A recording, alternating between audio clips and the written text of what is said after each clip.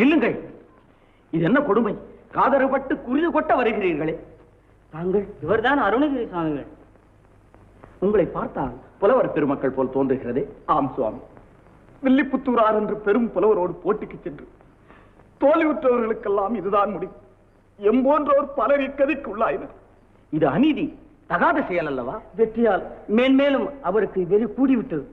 தங்களை போன்ற அருளாளர் தான் அவர் அகந்தைக்கு முடிவு காண வேண்டும். யாம் அவரை சந்தித்து அறநெறியை போதிப்போம். அவர் எங்குள்ளார்? திருக்கோவிலூர் அடுத்த சனியூரில் இருக்கிறார் ஆண்டவனே. அப்படியா? செல்வோம்.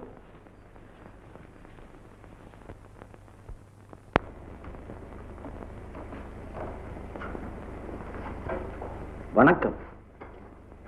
பெரியர் வணக்கம். அமருக.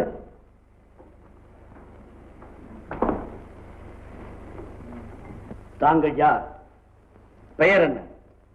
ஆத்மாவுக்கு பெயர் இல்லை, உடலுக்கும் பெயர் இல்லை. தமக்கு என்னை தம்பி என்பார், தந்தை இருந்தால் மகனே என்பார். தாயிட்ட பெயர் அருணகிரி. ஊர்? உடல் உதித்த இடம் திருவண்ணாமலை. வயது 36. எங்கு வந்தீர்? தங்களை காண. எதற்கு வந்தீர்? தங்களின் கல்வி ஆழம் காண. காரணம்? கற்றாரை கற்றார் காமொருவர். கற்ற புலவரனின் வாதிட வந்தவர் போலும். உமது வழக்கம் வாதிடுவதுதான் எனில் எமக்கு அதுவும் இணக்கம். இணக்கம் இருக்கட்டும். முதலில் வாதுக்குள்ள விதி தெரியுமா? சொன்னால் தெரியும்.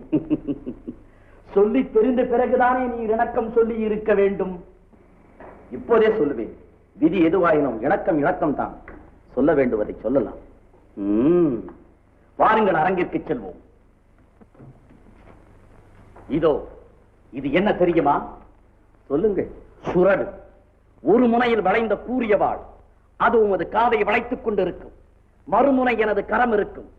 போட்டியில் நீர் தோல்வியுற்றால் எட்டிய தூரம் அது காதை எனது வாள் இருக்கும். தாங்கள் தோல்வியுற்றால்? போட்டி என்றால் நிபந்தனை பொது அல்லவா?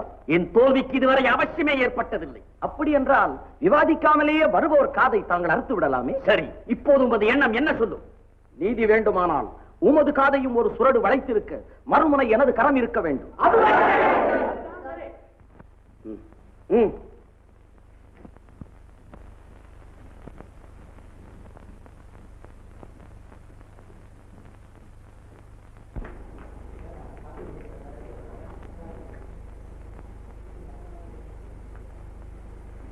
முதலில் எனது ஆசை கவிக்கு நீர் பொருள் கூற வேண்டும்.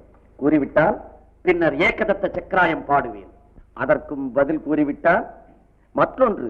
இப்படியே எல்லையின்றி போகும் உங்கள் முயற்சி அல்லவா? ஆமா. வெற்றி முடிவெடுக்க என் வழி அதைவிட சுருக்கமானது. நான் அந்தாதி ஒன்று பாடுவேன். அதற்கு தாங்கள் பொருள் கூறிவிட்டாலே போதும். நான் தோல்வியை ஒத்துக்கொள்கிறேன். முடியாவிட்டால் தாங்களும் தோல்வியை ஒப்புக்கொள்ள வேண்டும். அதுவும் சரி, அப்படியே ஆகட்டும். திதத்தத்திதிதாதை தாததுத்திதத்திதா திதத்தத்தித்தரிதித்திதத்த தேதுத்திதித்திதத்த திதத்தத்தித்தத்தை தாததி தேதுதை தாததத்து திதத்தத்தித்திதிதி திதிதுதிதீதொத்ததே. ஆஹா ஆஹா! ஐயனே, தங்கள் அருள்வாக்குக்கு கடையேன் பொருள் காணேன். அகந்தை அழிந்தே. பேச்சு பேச்சு என்னும் கிழிவு பெரும் பூனை வரை கீச்சு கீச்சு என்னும் கதி காணாது. கும்பி வரை குடிந்தெடுத்தல் காது அருந்து பட்டொழிய வேண்டும். நான் செய்த அநீதிக்கெல்லாம் வந்து படியாக ஆக வேண்டும். அறுத்தெறிந்து விடுங்கள், அறுத்தெறிந்து விடுங்கள். முருகா முருகா! முதியவரே, பழி வாங்குவது நமது பணி அல்ல, அது அவன் பணி. அண்ணலே, தாங்கள் கல்வி பெருங்கடலாயினும் அது மற்றவர்களை அழிப்பதற்காக அமையக்கூடாது. தமிழை போற்றும் புலவர்கள் காது அருந்தால் மற்றவர்கள் மனமுவந்து தமிழ் மொழியை படிப்பரா? மொழிதான் வளரும். எழிலும் இனிமையும் நிறைந்த கன்னித் தமிழ் மொழி வளரும். வழிக்கு விழுந்தாரையும் தங்களை போன்றோர் கை கொடுத்து தூக்கி நிறுத்தல் அன்றோ பெருமை. கற்றது கைமண்ணளவு, கல்லாதது உலகளவு. இதை உணர்ந்த எனக்கு காதருக்கும் எண்ணம் உண்டாகுமா? செருக்கால் கல்வி சிறப்பதில்லை. ஐயன் அருள் பெற்ற தாங்களின் அகக்கண் திறந்தீர்கள். என் பாவமெல்லாம் தொலைய பாரதத்தை நான் இனிய தமிழில் பாடி பரிகாரம் தேடிக்கொண்டேன். மற்றொரு வேண்டுகோள், சைவன் வைஷ்ணவன் மற்றவன் என்ற சமய சண்டைகள் நமக்குள் தேவையில்லை.